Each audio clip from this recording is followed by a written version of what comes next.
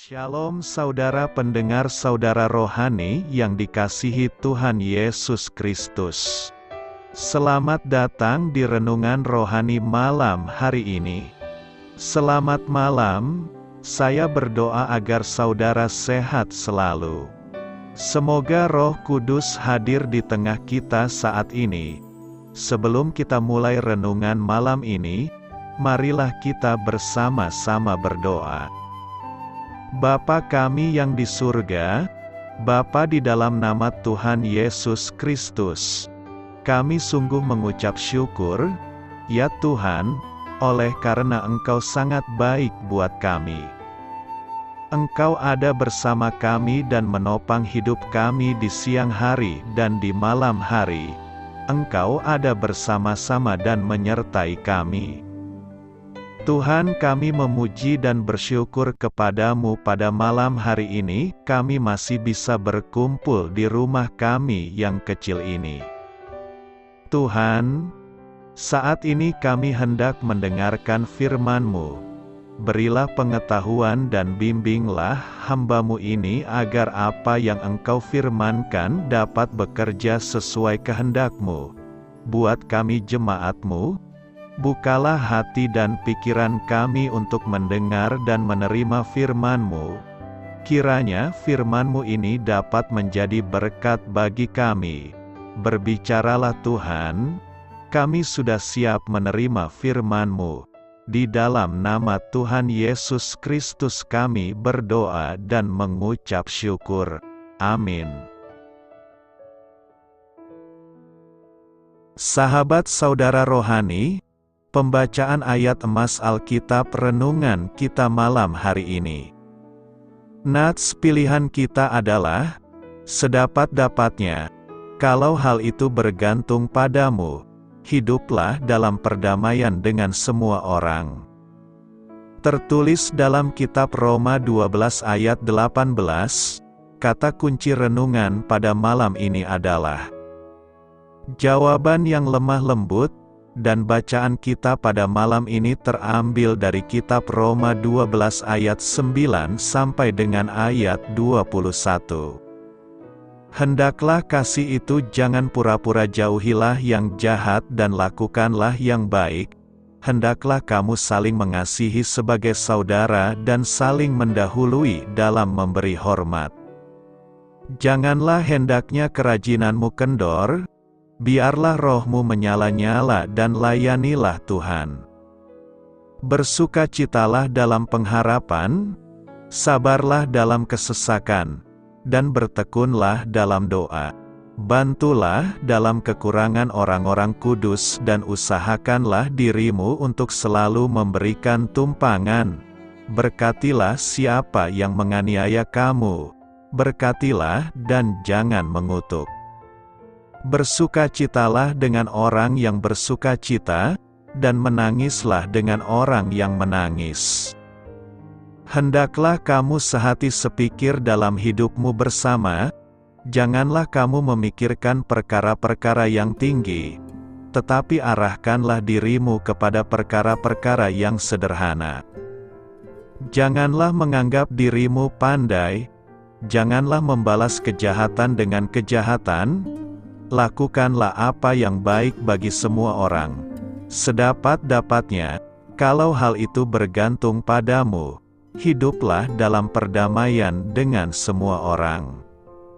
Saudara-saudaraku yang kekasih, janganlah kamu sendiri menuntut pembalasan, tetapi berilah tempat kepada murka Allah. Sebab ada tertulis, pembalasan itu adalah hakku. Akulah yang akan menuntut pembalasan, firman Tuhan. Tetapi, jika seterumu lapar, berilah dia makan, jika ia haus, berilah dia minum. Dengan berbuat demikian, kamu menumpukan bara api di atas kepalanya. Janganlah kamu kalah terhadap kejahatan, tetapi kalahkanlah kejahatan dengan kebaikan. Terambil dari kitab Roma 12 ayat 9 sampai dengan ayat 21. Topik dari ayat emas renungan kita adalah Untuk mengatasi situasi yang sulit, cobalah menjawab dengan lemah lembut.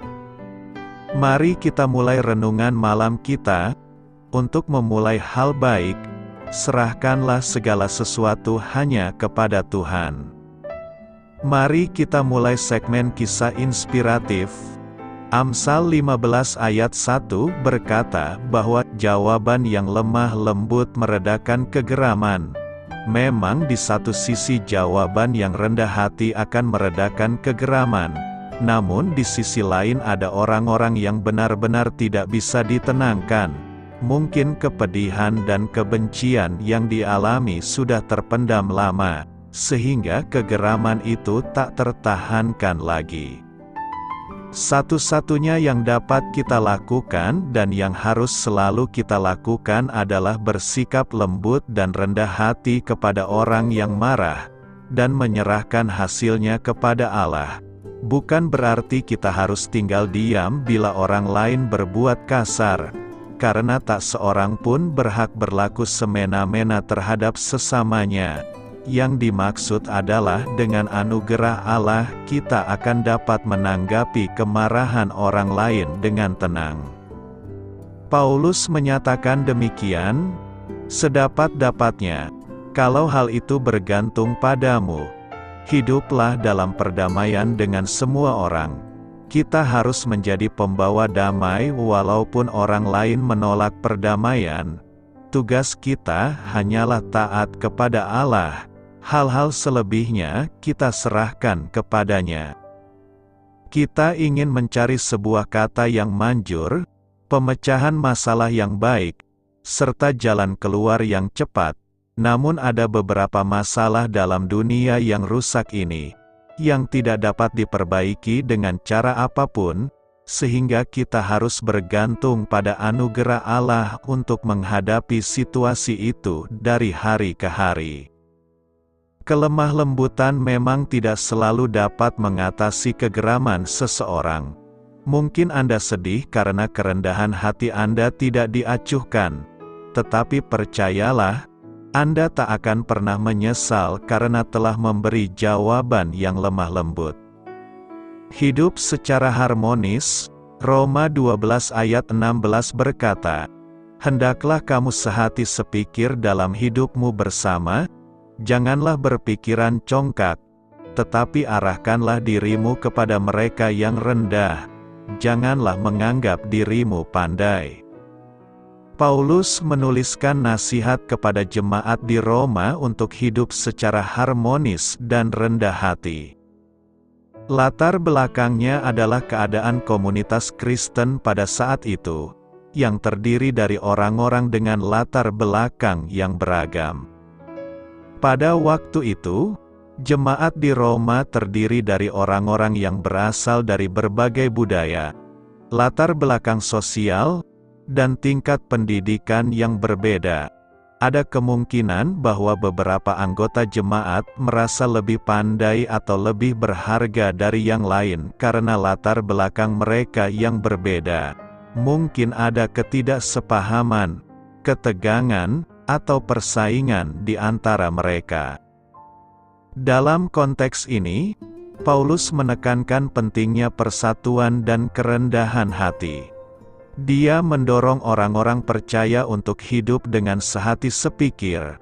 Artinya mereka harus mengembangkan sikap saling pengertian, kerjasama, dan kasih satu sama lain. Mereka tidak boleh sombong atau congkak dalam pikiran mereka, karena itu akan merusak kerukunan dan persatuan dalam jemaat. Paulus juga menasihati agar orang-orang percaya mengarahkan diri mereka kepada mereka yang rendah. Ini menunjukkan pentingnya untuk memberikan perhatian dan pelayanan kepada mereka yang lemah, terpinggirkan, atau terabaikan dalam masyarakat. Mereka harus berusaha untuk tidak hanya memperhatikan kepentingan diri sendiri, tetapi juga melayani dan mendukung orang-orang yang kurang beruntung. Selain itu, Paulus menekankan agar orang-orang percaya tidak menganggap diri mereka sebagai yang paling pandai atau terbaik, Sikap sombong dan pandangan congkak tentang diri sendiri dapat merusak hubungan antara sesama dan menghambat pertumbuhan rohani. Sebaliknya, mereka harus hidup dengan rendah hati, mengakui bahwa semua kebijaksanaan dan kemampuan yang mereka miliki berasal dari Allah, dan menggunakan pemberian-pemberian itu untuk membangun dan melayani orang lain. Dalam rangka menjaga harmoni, persatuan, dan pertumbuhan rohani dalam jemaat, Paulus mengingatkan orang-orang percaya untuk hidup dalam kerendahan hati, saling melayani, dan tidak meninggikan diri mereka sendiri di atas orang lain. Ada beberapa maksud dan tujuan Paulus tentang hidup yang harmonis ini, yakni: pertama, untuk menciptakan persatuan dalam hidup bersama. Paulus mendorong orang-orang percaya untuk hidup sehati sepikir. Artinya mereka harus memiliki sikap saling pengertian, kerjasama, dan kasih satu sama lain. Dalam hidup bersama sebagai komunitas Kristen, penting untuk menciptakan lingkungan yang harmonis dan penuh persatuan. Ini melibatkan mengatasi perbedaan dan konflik, serta bekerja bersama untuk tujuan yang sama, yaitu kemuliaan Allah dan pertumbuhan rohani. Kedua, pentingnya menghindari sikap congkak. Paulus menekankan agar jemaat tidak memiliki pikiran congkak atau sombong. Sikap congkak, di mana seseorang merasa lebih unggul atau lebih berharga dari yang lain, dapat merusak hubungan dan menyebabkan perselisihan. Paulus mengingatkan mereka untuk tidak meninggikan diri sendiri di atas orang lain, tetapi untuk hidup dengan rendah hati dan saling menghormati. Ketiga, perlunya pelayanan kepada mereka yang rendah. Paulus mengajak orang-orang percaya untuk mengarahkan diri mereka kepada mereka yang rendah. Hal ini menunjukkan pentingnya melayani mereka yang membutuhkan, terpinggirkan, atau terabaikan dalam masyarakat. Ketika kita mengorbankan waktu dan sumber daya kita untuk melayani orang lain, kita menunjukkan rasa kasih dan memperlihatkan ciri-ciri Kristus yang rendah hati dan penuh belas kasihan. Keempat, agar tidak menganggap diri pandai, Paulus menasihati agar jemaat tidak menganggap diri mereka sebagai yang paling pandai atau terbaik. Sikap merasa pandai atau angkuh tentang kebijaksanaan dan kemampuan pribadi dapat menjadi penghalang bagi pertumbuhan rohani dan kerjasama yang baik dengan orang lain. Paulus mengingatkan mereka bahwa semua pemberian dan kemampuan yang mereka miliki berasal dari Allah, dan oleh karena itu mereka harus hidup dengan rendah hati dan mengakui ketergantungan mereka padanya. Apa yang perlu kita renungkan dari nas hari ini? Berikut adalah beberapa poin yang perlu direnungkan, yakni: pertama, persatuan dan kesepakatan penting bagi kita untuk hidup sehati sepikir dalam hidup bersama. Ini melibatkan saling pengertian, kerjasama, dan kasih satu sama lain. Kita harus mencari persatuan dalam keragaman dan mengatasi perbedaan yang mungkin ada di antara kita. Hal ini memerlukan komunikasi yang baik, keterbukaan, dan sikap saling mendengarkan agar kita dapat hidup dalam harmoni. Kedua, kerendahan hati. Paulus menekankan agar kita tidak memiliki pikiran congkak atau sombong. Kita tidak boleh meninggikan diri sendiri di atas orang lain atau merasa lebih unggul. Sebaliknya, kita harus hidup dengan rendah hati, menghargai keberagaman, dan saling menghormati. Rendah hati mengakui bahwa semua pemberian dan kemampuan yang kita miliki berasal dari Allah, bukan hasil dari keunggulan pribadi kita. Ketiga, pelayanan kepada yang rendah. Kita perlu mengarahkan diri kita kepada mereka yang rendah, yaitu mereka yang membutuhkan bantuan, perhatian, atau dukungan. Pelayanan kepada sesama adalah panggilan kita sebagai orang percaya. Ketika kita melayani mereka yang terpinggirkan atau terabaikan, kita menggambarkan kasih Kristus dalam tindakan kita. Ini melibatkan pengorbanan diri dan keterlibatan aktif dalam memenuhi kebutuhan orang lain. Keempat, menghindari anggapan pandai. Kita harus waspada terhadap sikap merasa pandai atau angkuh tentang diri sendiri. Kebijaksanaan dan pengetahuan yang kita miliki bukanlah alasan untuk meninggikan diri atau mengecilkan orang lain. Kita harus mengakui bahwa kita semua terus belajar dan berkembang dalam iman dan pengetahuan kita. Menghormati kontribusi dan perspektif orang lain membantu kita tumbuh dalam pemahaman dan menghindari kesombongan. Karena itu, Nas hari ini menjadi pengingat bagi kita untuk hidup dalam persatuan, kerendahan hati, pelayanan, dan menghindari kesombongan. Kita dipanggil untuk mengevaluasi sikap dan tindakan kita, serta menemukan cara untuk lebih baik melayani dan mendukung sesama dengan rendah hati dan kasih. Jangan membalas kejahatan dengan kejahatan. Roma 12 ayat 17 berkata, "Janganlah membalas kejahatan dengan kejahatan, lakukanlah apa yang baik bagi semua orang." Membalas kejahatan dengan kejahatan itu hal biasa. Membalas kejahatan dengan kebaikan itu di luar kebiasaan. Kita mau pilih mana? Menjadi manusia yang biasa dalam bertindak atau di luar kebiasaan dalam bertindak. Firman Tuhan berkata agar kita tidak membalas kejahatan dengan kejahatan. Mengapa demikian? Bukankah kita juga punya hak untuk membalas kejahatan dengan kejahatan? Memang benar, tetapi Tuhan Yesus sendiri telah memberikan teladan bahwa Ia tidak membalas kejahatan dengan kejahatan.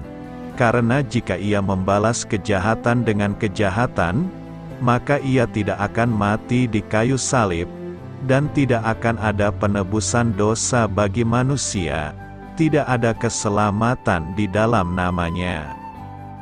Tuhan ingin agar sedapat mungkin kita hidup dalam perdamaian dengan semua orang, dan melakukan apa yang baik bagi semua orang.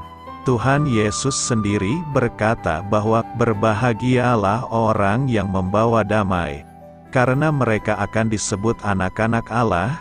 Kita sendiri sering mengaku bahwa kita adalah anak-anak Allah, tetapi apakah kita sudah benar-benar membawa damai? Walaupun demikian, sebesar apapun usaha kita untuk hidup damai dengan semua orang, pasti ada saja orang-orang yang memang tidak ingin hidup damai dengan orang lain, termasuk kita. Mereka memang adalah orang-orang yang jahat, yang memuaskan hawa nafsu mereka dengan melakukan kejahatan, terutama kepada orang-orang percaya. Menghadapi orang-orang seperti ini, apakah yang harus kita lakukan? Firman Tuhan memerintahkan kita untuk tetap tidak membalas kejahatan dengan kejahatan. Mengapa demikian? Kata kuncinya terletak pada kata membalas. Pembalasan adalah hak Tuhan, dan ketika kita melakukan pembalasan, maka sebenarnya kita sedang menduduki posisi Allah. Kita sedang menggeser posisi Allah dari posisinya yang seharusnya. Oleh karena itu, justru kita harus membalas kejahatan dengan kebaikan. Salah satu contoh praktisnya adalah memberi musuh kita makanan ketika ia lapar, dan memberi musuh kita minuman ketika ia haus. Dengan berbuat demikian, kita menumpukan bara api di atas kepalanya. Apa maksud dari kalimat ini? Menurut pendapat saya, kita menumpuk kasih di atas musuh kita tersebut. Kita tentu berharap bahwa ia dapat melihat kasih kita dan akhirnya mengenal juga tentang kasih Kristus yang luar biasa. Tetapi andai kata ia tidak dapat melihat kasih tersebut, maka adalah hak Tuhan untuk melakukan pembalasan kepada musuh kita tersebut. Kita tidak boleh kompromi terhadap kejahatan, tetapi kita juga tidak boleh kalah terhadap kejahatan. Jika orang dunia berprinsip bahwa kita harus mengalahkan kejahatan dengan kejahatan juga, maka kita harus bertindak sebaliknya, yaitu mengalahkan kejahatan dengan kebaikan. Dan hanya Tuhan saja yang mampu membuat kita melakukan hal tersebut. Adakah kita saat ini sedang menerima kejahatan dari orang lain? Serahkanlah segala sesuatunya kepada Tuhan. Sementara kita tetap berbuat kebaikan, pada saatnya nanti Tuhan pasti akan membalas kepada orang itu dan kepada kita, menurut apa yang kita lakukan. Karena itu, lakukanlah terus kebaikan tatkala ada orang yang terus-menerus berbuat kejahatan kepada kita. Bagaimana saya bisa menjadi lebih serupa seperti Kristus? Menjadi lebih serupa seperti Kristus adalah keinginan setiap orang percaya. Menjadi hal yang sangat membesarkan hati bahwa Allah memiliki keinginan yang sama bagi kita. Bahkan, Alkitab mengatakan bahwa Allah menentukan orang percaya dari semula untuk menjadi serupa dengan gambaran anaknya. Membuat kita menjadi serupa seperti Kristus adalah pekerjaan Allah. Dia akan meneruskannya sampai akhir. Namun, fakta bahwa Allah akan mengubah kita menjadi serupa dengan Kristus bukan berarti kita bisa duduk manis dan menanti diangkat ke surga dengan begitu mudahnya. Prosesnya menuntut kesediaan kita untuk bekerja sama dengan Roh Kudus.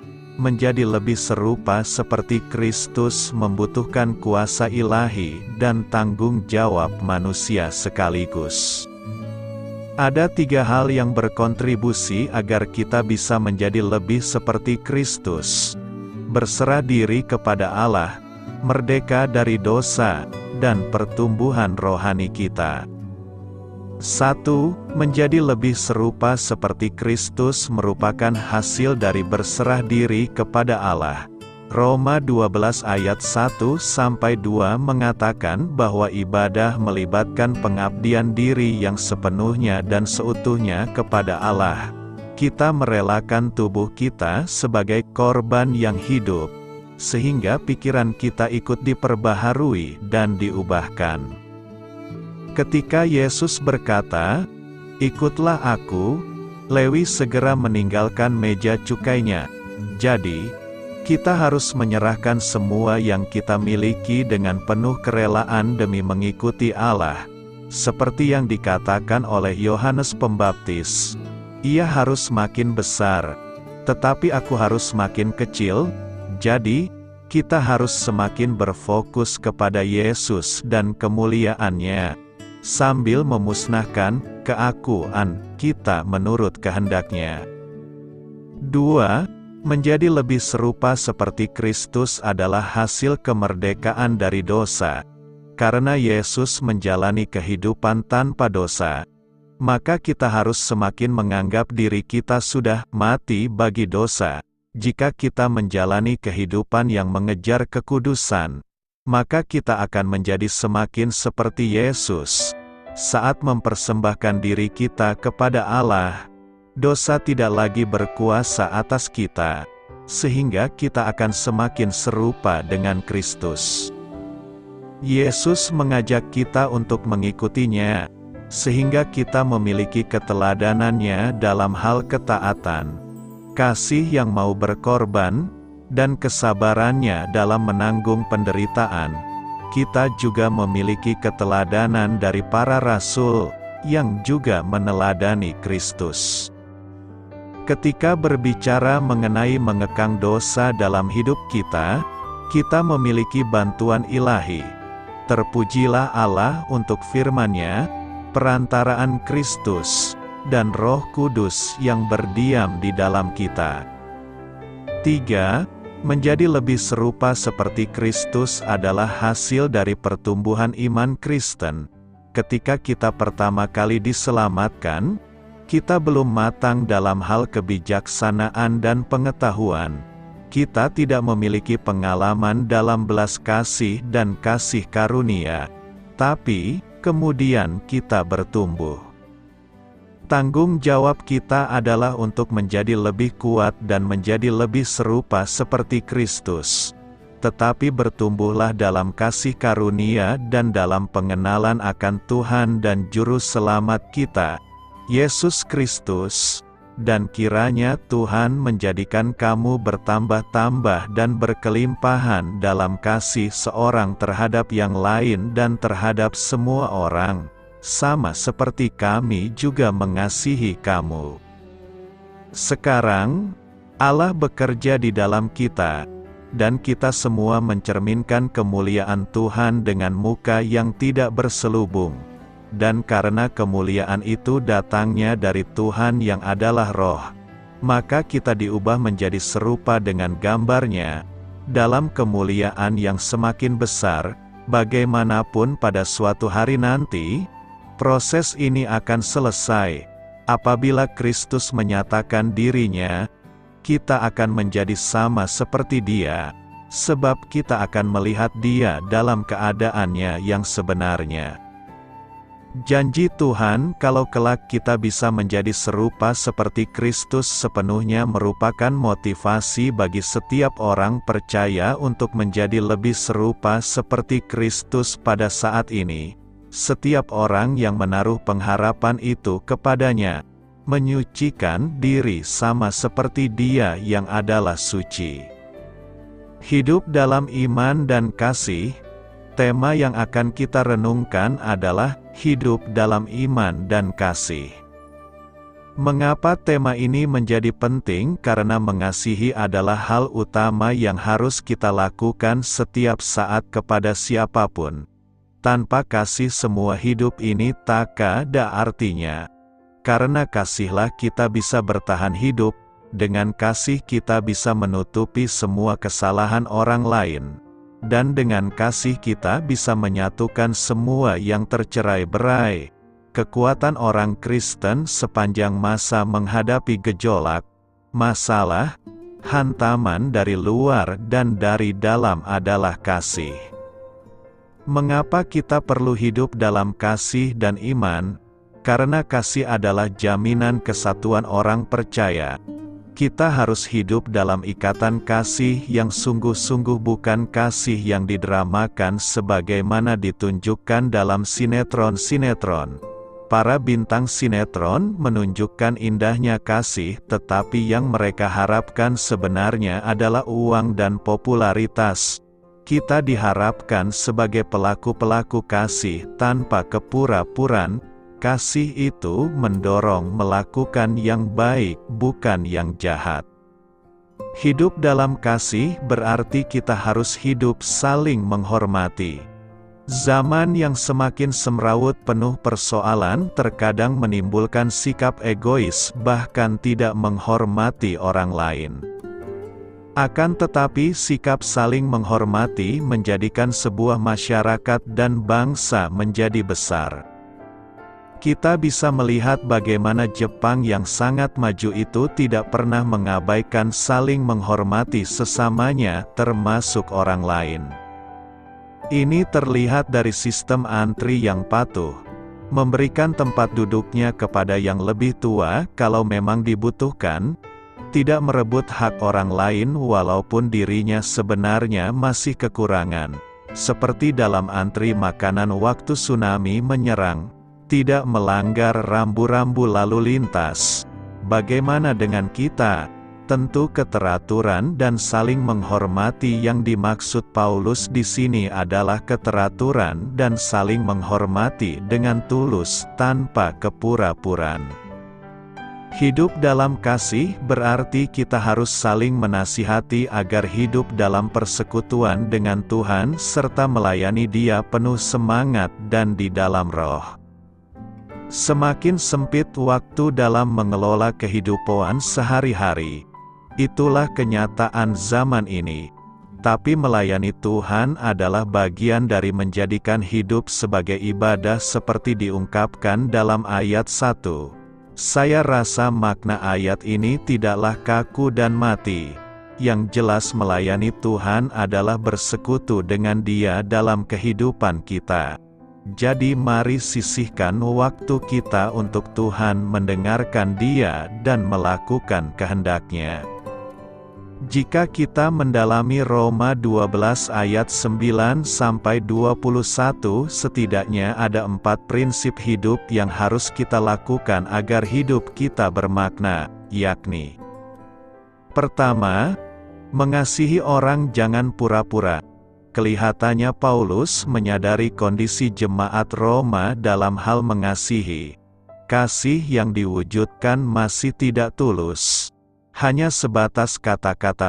Paulus ingin jemaat Roma dapat saling mengasihi sebagai saudara dan saling mendahului dalam memberi hormat. Bila kasih yang dinyatakan tidak tulus, maka walaupun memiliki tubuh yang baik, tetap tidak memiliki makna. Kedua, semangat dalam melayani Tuhan. Paulus menyadari dalam pelayanan bisa terjadi banyak gesekan. Karena itu Paulus menasihati jemaat Roma. Dalam keadaan apapun mereka harus tetap rajin melayani. Tidak boleh kendor. Biarlah roh tetap menyala-nyala dalam melayani Tuhan.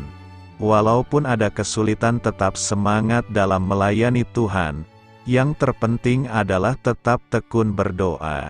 Berdoa berarti tetap bersandar pada Tuhan. Harus tetap sabar menghadapi semua permasalahan yang ada, tubuh yang baik, dan dapat memberikan makna bila tetap semangat dalam melayani Tuhan. Ketiga, senantiasa menjadi saluran berkat bagi orang lain. Paulus ingin kita bukan hanya dalam suasana hati senang dan hidup berlimpah baru menjadi saluran berkat bagi orang lain.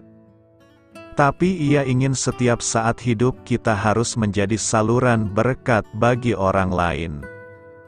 Ketika ada orang-orang di sekeliling kita membutuhkan bantuan kita harus segera memberikan bantuan kepada mereka. Paulus menggunakan kalimat, usahakanlah diri untuk selalu memberikan tumpangan. Paulus bahkan menasehatkan kita harus memberkati orang yang menganiaya kita. Bagaimana kita memberkati orang yang melukai kita? Sangat sulit. Tetapi untuk menjadikan hidup yang memberi makna, maka kita harus belajar dan berusaha untuk melakukannya. Keempat, memiliki sikap penguasaan diri. Penguasaan diri menjadi kunci kemenangan dari setiap persoalan yang sedang dihadapi. Sehingga dalam keadaan apapun mereka tetap dapat menyatakan hidup yang bermakna. Mereka harus menguasai diri supaya jangan menganggap diri mereka pandai. Menguasai diri supaya tidak membalas kejahatan dengan kejahatan. Selalu hidup dalam perdamaian dalam segala kondisi. Jangan menuntut pembalasan. Akhirnya dengan penguasaan diri kita dapat mengalahkan kejahatan dengan kebaikan. Nasihat Paulus bukan hanya untuk jemaat Roma pada saat itu, tetapi juga untuk kita sekalian. Sudahkah kita memiliki dan memberikan hidup yang bermakna kepada orang-orang di sekeliling kita? Ada seorang psikolog pernah berkata, kepribadian seseorang bisa dilihat dari cara dia menata kamar dan rumahnya. Jika berantakan, berarti dia juga suka membuat hidupnya berantakan. Kita tidak tahu apakah pernyataan ini bisa diterima oleh semua kalangan atau tidak. Mungkin tidak, tapi ada benarnya jika kita dinilai berdasarkan apa yang kita lakukan, bukan hanya penampilan luar kita. Karena itu, Paulus bukan hanya menasihatkan untuk mengasihi pada jemaat di Roma, melainkan lebih dalam dari itu, agar mereka hidup di dalam kasih. Hidup dalam kasih berarti berpikir untuk mengasihi, mengatakan untuk mengasihi, dan berbuat kasih secara konsisten, artinya terus-menerus pada siapa saja. Kasih ini mesti dimulai dari dalam dulu, karena tidak mungkin orang menghormati kita ketika memberi nasihat jika hidup kita tidak diuji lebih dulu. Apalagi, jemaat Roma saat itu dikelilingi oleh masyarakat yang tidak menyukai mereka. Cara supaya mereka bisa menjadi saksi kebangkitan hanyalah dengan memberitakan bahwa Injil sungguh mengubahkan hidup mereka menjadi lebih manis dan indah, bukan kebalikannya. Hidup yang menerima dan mengasihi, mengampuni dan memaafkan merupakan buah manis yang membuat kita diterima dengan baik oleh lingkungan kita. Insya Allah, memang tidak mudah, tapi jika memang mau dilakukan, hal berat ini akan membuat hidup kekristenan kita diresapi dalam kebahagiaan meski jalan Kristus penuh dengan liku. Tunjukkan dulu kedewasaan iman kita kepada sesama orang percaya, lalu lakukan itu pada masyarakat, maka kita akan membuat Tuhan senang. Jangan menuntut pembalasan. Roma 12 ayat 19 berkata, "Saudara-saudaraku yang kekasih, janganlah kamu sendiri menuntut pembalasan, tetapi berilah tempat kepada murka Allah. Sebab ada tertulis, pembalasan itu adalah hakku, akulah yang akan menuntut pembalasan," firman Tuhan. Pembalasan bukanlah hak kita, melainkan haknya Allah. Bagi orang yang menaruh dendam atau niat pembalasan terhadap orang lain, di dalam hatinya tidak ada hal-hal yang positif, melainkan hanya rancangan-rancangan jahat. Saul menyimpan kebencian dan dendam kepada Daud oleh karena banyak orang mengeluh-elukan Daud. Saul mengalahkan beribu-ribu musuh, tetapi Daud berlaksa-laksa, karena hati Saul dipenuhi oleh rasa dendam, maka ekspresi yang keluar pun hal-hal negatif semata, baik itu melalui perkataan dan juga perbuatan. Pembalasan dendam hanya akan menciptakan penderitaan batin si pelaku. Persoalan membalas dendam tidak ada diajarkan dalam Alkitab. Sejak kita masih anak-anak dulu atau masa menjalani sekolah minggu, orang tua kita tidak pernah mengajarkan kita untuk membalas kejahatan dengan kejahatan. Hingga hari ini, ajaran orang tua dan guru sekolah minggu kita semasa kecil dulu masih berbekas di dalam ingatan kita. Itu sebabnya, sikap suka membalas dendam haruslah ditinggalkan di tangan Tuhan. Seperti nas hari ini, saudara-saudaraku yang kekasih, janganlah kamu sendiri menuntut pembalasan, tetapi berilah tempat kepada murka Allah. Sebab ada tertulis, pembalasan itu adalah hakku, akulah yang akan menuntut pembalasan. Firman Tuhan, hal itu juga ditegaskan dalam Amsal 20 ayat 22. Janganlah engkau berkata, "Aku akan membalas kejahatan." Nantikanlah Tuhan, Ia akan menyelamatkan engkau. Perbuatan jahat yang dilakukan orang terhadap kita terkadang memancing emosi kita juga untuk membalasnya. Akan tetapi dengan iman dan percaya kita yang sungguh-sungguh kepada Tuhan, kita bisa menahan diri dan menahan emosi agar tidak terpancing untuk membalas dendam. Kita haruslah melawan pembalasan dendam dengan penuh kasih. Kamu telah mendengar firman, "Mata ganti mata dan gigi ganti gigi." Tetapi aku berkata kepadamu, Janganlah kamu melawan orang yang berbuat jahat kepadamu, melainkan siapapun yang menamparkan pipi kananmu, berilah juga kepadanya pipi kirimu. Yusuf adalah contoh orang yang sanggup mengasihi dan mengampuni musuhnya. Meski dianiaya dan dibuat menderita oleh saudara-saudaranya, Yusuf tidak menyimpan dendam sedikitpun. Tapi ia malah menunjukkan kasih dan kemurahannya. Memang kamu telah mereka-rekakan yang jahat terhadap aku, tetapi Allah telah mereka-rekakannya untuk kebaikan, dengan maksud melakukan seperti yang terjadi sekarang ini, yakni memelihara hidup suatu bangsa yang besar. Jadi janganlah takut, aku akan menanggung makanmu dan makan anak-anakmu juga. Kita tidak diperkenan membalas dendam kepada musuh karena pembalasan adalah hak mutlak Tuhan. Barang siapa berusaha membalas dendam kepada orang lain, berarti ia telah mencuri hak mutlak milik Tuhan. Pembalasan itu bukan hak kita, melainkan milik Tuhan sendiri. Yang menjadi bagian kita adalah mengizinkan Tuhan untuk menangani orang lain. Biarlah Tuhan sendiri yang bertindak karena Ia punya cara dan waktu sendiri untuk menangani masalah yang terjadi. Yang harus dilakukan adalah, jika seterumu lapar, berilah dia makan, jika ia haus, berilah dia minum.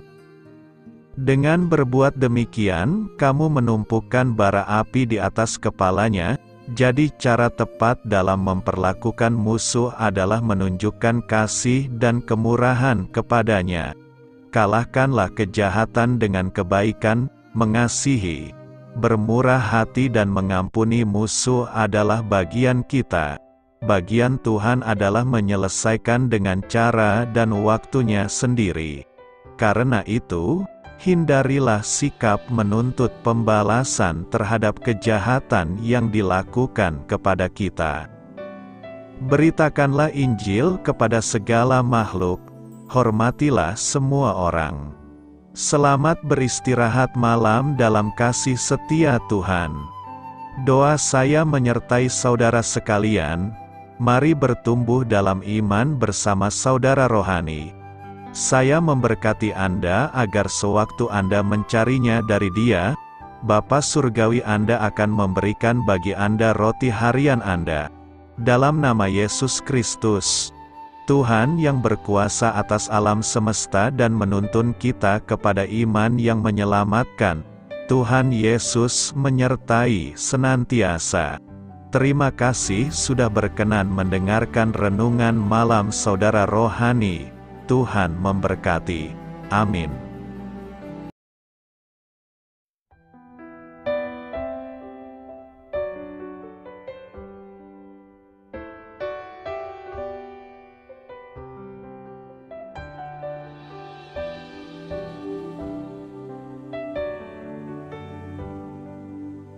Marilah kita renungkan, sahabat saudara rohani. Demikianlah renungan firman Tuhan malam hari ini. Semoga menjadi berkat di dalam hidup kita dan menjadikan kita pribadi yang lebih baik. Sebelum kita beristirahat pada malam hari ini, marilah kita berdoa. Bapa kami yang di surga, Bapa di dalam nama Tuhan Yesus Kristus, kami sungguh mengucap syukur, ya Tuhan, oleh karena Engkau sangat baik buat kami. Engkau ada bersama kami dan menopang hidup kami di siang hari dan di malam hari. Engkau ada bersama-sama dan menyertai kami, ya Tuhan Yesus. Kami mengucap syukur untuk firman-Mu, ya Tuhan, yang memberikan kami kekuatan dan menyadarkan kami bahwa kami tidak perlu takut dengan gelap dan malam. Sebab Tuhan, Engkau ada bersama kami. Engkau melindungi kami dan menjadi perisai bagi kami hamba-Mu berdoa saat ini. Tuhan, untuk setiap pendengar renungan ini yang mengalami ketakutan, kecemasan, kegelisahan, pada situasi gelap dan malam hari, di dalam nama Tuhan Yesus Kristus. Kuasa Tuhan melepaskan mereka dari segala ikatan roh-roh ketakutan yang mengikat mereka saat ini. Tuhan melepaskan setiap anak-anak-Mu dari segala rasa takut dan kecemasan. Di dalam nama Tuhan Yesus, segala kuasa-kuasa roh jahat, kuasa setan iblis yang mengganggu anak-anak-Mu, ya Tuhan, tolong hancurkan dan halaukan dengan kuasa-Mu. Dalam nama Tuhan Yesus Kristus, berkati setiap kami anak-anak-Mu, ya Tuhan, dan lindungilah kami aman di dalam Engkau. Ya Tuhan, penuhilah setiap hati kami dengan keberanian, damai sejahtera, dan sukacita serta ketenangan yang dari Tuhan. Berkati kami di malam hari ini, saat kami tidur dan beristirahat. Kuasa-Mu, ya Tuhan, menaungi setiap kami, memberkati dan melindungi kami. Bangunkanlah kami kembali besok pagi dengan kekuatan yang baru, tubuh yang sehat diberkati Tuhan, dan berkat-berkat yang baru Tuhan sediakan bagi kami. Terima kasih, ya Tuhan, kami sungguh mengucap syukur untuk firman-Mu yang menguatkan kami. Dalam nama Tuhan Yesus Kristus Juru Selamat kami, Bapa kami yang baik, kami mengucap syukur dan berdoa haleluya. Amin. Biarlah firman Tuhan menjadi pengingat untuk kita semua, bahwa tuntunan dari Roh Kudus akan selalu memberi jalan keluar bagi setiap permasalahan hidup kita, dan memberi kedamaian di hati kita. Amin. Sampai jumpa di renungan malam saudara rohani berikutnya.